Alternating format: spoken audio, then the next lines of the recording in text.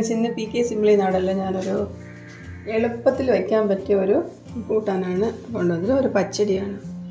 അപ്പോൾ പാവയ്ക്ക കണ്ടപ്പോൾ തന്നെ മനസ്സിലായിട്ടുണ്ടാവും. പാവയ്ക്ക തൈര് ഒഴിച്ച് വയ്ക്കുന്ന ഒരു പാവയ്ക്ക കിച്ചടി. നമുക്കിത്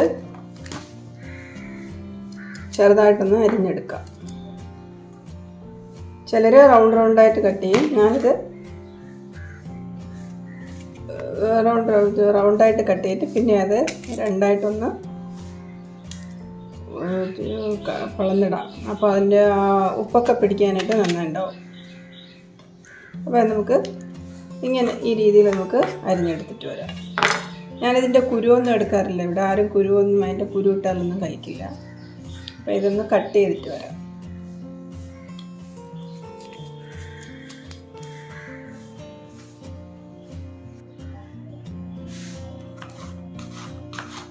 ഇങ്ങനെ ചെറുതായിട്ട് നമുക്ക് നൈസായിട്ട് അരിഞ്ഞെടുത്താൽ അതിൽ ഇതിപ്പോൾ എണ്ണയിലിട്ട് വറുത്തെടുക്കണമല്ലോ. അപ്പോൾ വേഗം ഒന്ന് എണ്ണ കുടിക്കാണ്ട് വറുത്ത് വരാനായിട്ട് നല്ല നൈസായിട്ട് നമുക്ക് അരിഞ്ഞെടുക്കാം.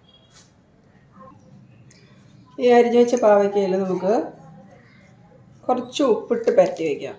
അപ്പോൾ അതിൻ്റെ കയ്പ്പ് ഗുണം അധികം അറിയില്ല, കുറച്ച് മാറും. അതിൻ്റെ പച്ച ചുവയും മാറും. ഉപ്പിട്ട് നല്ല ഒന്ന് മിക്സ് ചെയ്ത് ഒരു 5 മിനിറ്റ് വെച്ചാൽ മതി. വേഗം നമ്മൾ ചെയ്യണം. അപ്പം ഓണത്തിനൊക്കെ നമ്മൾ വെജിറ്റബിൾസൊക്കെ തലേ ദിവസമേ അരിഞ്ഞു വയ്ക്കില്ലേ. അപ്പോൾ ഇതുപോലൊന്ന് ചെയ്ത് നമുക്ക് ഫ്രിഡ്ജിൽ വയ്ക്കാൻ പറ്റും. എന്നിട്ട് കാലത്തെ എടുത്ത് നമുക്ക് ചുമ്മാ ഒന്ന് അരച്ചൊക്കെ വെച്ചാൽ മതി. ഇനി ഇത് നമുക്ക് വറുത്തെടുക്കാം ഒരു 5 മിനിറ്റ് കഴിഞ്ഞ്. അതിലേക്ക് അരയ്ക്കാനായിട്ട് ഞാനിവിടെ 2 പച്ചമുളക് എടുത്തിട്ടുണ്ട്. ചെറിയ സ്പൂണിന് 1 സ്പൂൺ കടുക്. നമ്മളിപ്പോൾ കിച്ചടിക്ക് കടുകാണല്ലോ മെയിനായിട്ട് നിൽക്കേണ്ടത്. അതിപ്പോൾ ഒരു കുട്ടി സ്പൂണാണ്, അതുകൊണ്ട് ഒരു 2 സ്പൂൺ ഇട്ടിട്ടുണ്ട്. ഇനി ഇതിലേക്ക്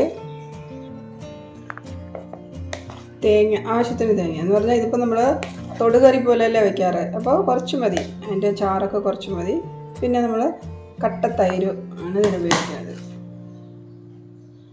ഇത് ഇത്രയും നമുക്കൊന്ന് നല്ല സ്മൂത്തായിട്ട് അരച്ചെടുത്തിട്ട് വരാം. അതിൻ്റെ കൂടെ കുറച്ച് കറിവേപ്പില ഇട്ടിട്ടുണ്ട്. അപ്പോൾ നല്ലൊരു ടേസ്റ്റ് കിട്ടും, നല്ല മണവും ഉണ്ടാവും. അതിന് കറിവേപ്പില ഇടണമെന്ന് ആവശ്യമില്ല, വേണമെങ്കിൽ ഇടാം. ഇവിടെ ഇപ്പോൾ എണ്ണ വെച്ച് ചൂടായിട്ടുണ്ട്. അതിലേക്ക് നമുക്ക് കുറേശ്ശെ ഇട്ട് വറുത്തെടുക്കാം. നല്ലൊരു ചുമന്ന കളർ വരുമ്പോൾ എടുക്കണം. അധികം കറുത്ത് പോകാൻ പാടില്ല. നല്ലൊന്ന് ചുമന്ന് വറുക്കാം. ഇത്രയും ആകുമ്പോഴത്തേക്ക് നമുക്ക് എടുക്കാം. ഞാൻ പാവയ്ക്ക മുഴുവനും വറുത്ത് കഴിഞ്ഞു. ഇനി നമുക്ക് അത് കൂട്ടാൻ വയ്ക്കണ രീതി എങ്ങനെയാണെന്ന് നോക്കാം. ഞാനിപ്പോൾ ഇവിടെ ഒരു ചെറിയൊരു ചട്ടി വെച്ചിട്ടുണ്ട്. അതിലേക്ക് ഞാൻ പാവയ്ക്ക വറുത്ത എണ്ണ തന്നെയാണ് ഇതിന് കടുക് വറുക്കാനായിട്ട് എടുക്കുന്നത്. അതിൻ്റെ എസൻസ് അതിലുണ്ടാവുമല്ലോ, അധികം കയ്പൊന്നും അതിനറിയില്ല. അതിലേക്ക് എപ്പോഴും നമ്മൾ ചെയ്യണത് പോലെ കുറച്ച് കടുക്, 1-2 വറ്റൽമുളക്, പിന്നെ കുറച്ച് കറിവേപ്പില.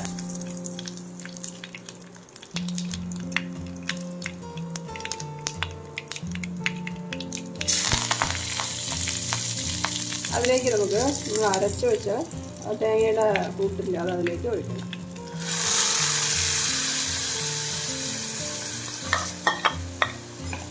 അധികം വെള്ളമല്ലാതെ ചെയ്യണ കൂട്ടാനാണത്. അപ്പോൾ അതുകൊണ്ട് നമ്മൾ അരയ്ക്കുന്നതിനും കുറച്ച് വെള്ളം ഒഴിച്ച് ആ തേങ്ങ അരയാൻ വേണ്ടിയിട്ട് മാത്രം ഒഴിച്ചാൽ മതി. ഇനി ഇതിലേക്ക് നമുക്ക് ആവശ്യത്തിനുള്ള ഉപ്പ്. നമ്മളത് തൈരൊഴിച്ച് ചെയ്യണതല്ലേ, അപ്പോൾ കുറച്ച് ഉപ്പ് കൂടുതൽ നിന്നാലും ഇപ്പോൾ പാവയ്ക്കയ്ക്ക് അല്പം ഉപ്പ് കൂടുതൽ നിൽക്കണം. അപ്പോൾ അതിൻ്റെ കയ്പ്പ് നമുക്കറിയില്ല. ഇനി ഇതൊന്ന് തിളച്ചിട്ട് ബാക്കി ചെയ്യാം. അരപ്പ് നല്ല തിളച്ച് ആ തേങ്ങയെല്ലാം ഒന്ന് വെന്ത് കഴിഞ്ഞു. ഇതിലേക്ക് നമുക്ക് വറുത്ത് വെച്ച പാവയ്ക്ക.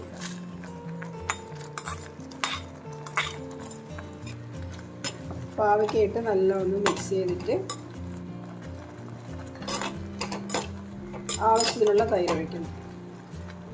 എളുപ്പത്തിൽ ചെയ്യാൻ പറ്റിയ ഒരു കൂട്ടാനാണിത്. ഒരു തൊടുകറി നമ്മൾ ഇലയിൽ നിറയെ കൂട്ടാനൊന്നും വെക്കില്ലേ, അപ്പോൾ അതിലേക്കുള്ള ഒരേ ഒരു ഇത്. അധികം വേവിക്കേണ്ട. ഇനി ഇതിലേക്ക് നമുക്ക് തൈര് ഒഴിച്ചിട്ട്,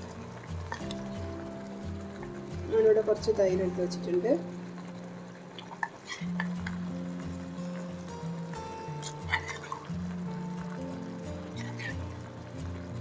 തൈര് ഒഴിച്ച് അധികം തിളയ്ക്കണ്ട. ഇപ്പം ചട്ടി ആയതുകൊണ്ട് പെട്ടെന്ന് തിളച്ച് വരും. അധികം തിളച്ചാൽ അത് വെള്ളമായി പോവില്ലേ. ചുമ്മാ ഒന്ന് മിക്സ് ചെയ്തെടുത്താൽ മതി. അപ്പോൾ ഇതിൻ്റെ പണി ഇത്രയേ ഉള്ളൂ. അപ്പോൾ ഇതുപോലെ ഒന്ന് നമ്മൾ തലേ ദിവസമേ ഇതുപോലെ പാവയ്ക്കൊക്കെ അരിഞ്ഞ് വറുത്തുകൂടെ എടുത്ത് വയ്ക്കുക. അരയ്ക്കുന്നത് മാത്രം, അരച്ചൊന്ന് തിളപ്പിച്ചെടുക്കുന്നത് മാത്രം രാവിലെ ചെയ്താൽ മതി. അപ്പോൾ ഇതുപോലുള്ള കറികൾ തയ്യാറാക്കാനായിട്ട് വീഡിയോസിന് വേണ്ടിയിട്ട് എൻ്റെ ചാനലൊന്ന് സബ്സ്ക്രൈബ് ചെയ്യാനും മറക്കല്ല. അടുത്ത് നല്ല വീഡിയോ ആയിട്ട് വരുമായിരിക്കും. Thank you.